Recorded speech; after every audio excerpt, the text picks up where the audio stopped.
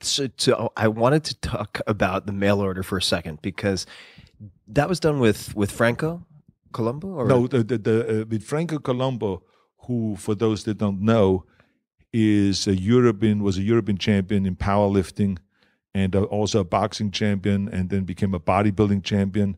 And then I brought him over here with Joe Weider's help to train with me here in America. But at that point, there was no money in bodybuilding. That's a key thing that everyone has to understand. Unlike today, where the top bodybuilding champions make millions of dollars, in those days, there was no money in bodybuilding. And so when we didn't have enough money, we literally had to go to work. And so Franco and I, since Franco's talent was to be a bricklayer, and a very skilled bricklayer, and learned that in Italy and in Germany, we were able to go and start thinking about the idea of putting an ad in the LA Times, creating a company and calling it European Bricklayers and Masonry Experts, marble experts, building chimneys and fireplaces, the European style. And this was also a time where everything that was European was huge in America.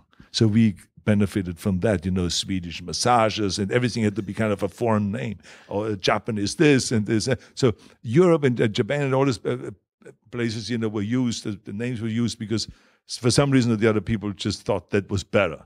And so we used that in the ad, and we put the ad in the paper, and literally a week later, we had the big earthquake in Los Angeles. And I mean, the chimneys fell off the apartment houses and all this stuff, and it cracked walls and all this. And so Frank and I, we, as a matter of fact, one of the friend of ours' wife, who was very smart, and she worked in a supermarket, she did answering the phones and calling people back and all this, just to make sure that our English doesn't get all screwed up with talking over the phone and all this.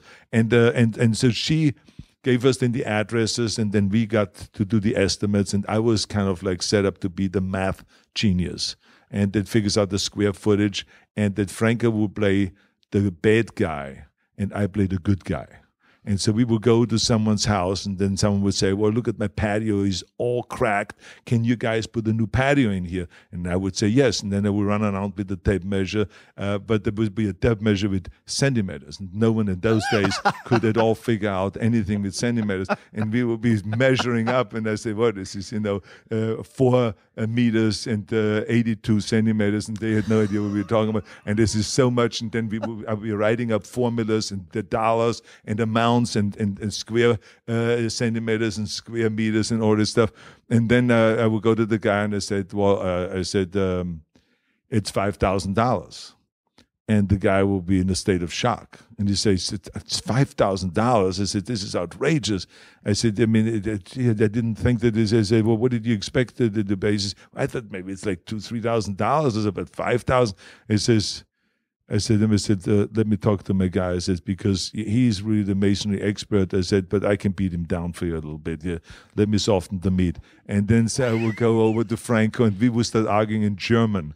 This ist eine Schweinerei, du kannst nicht so viel verlangen, das ist ein Blödsinn, wir arbeiten here in America. And this will be going on and on. And he will be screaming back at me in Italian and some stuff. And then I will be, then all of a sudden he calmed down, and then we'll go to the guy and say, phew.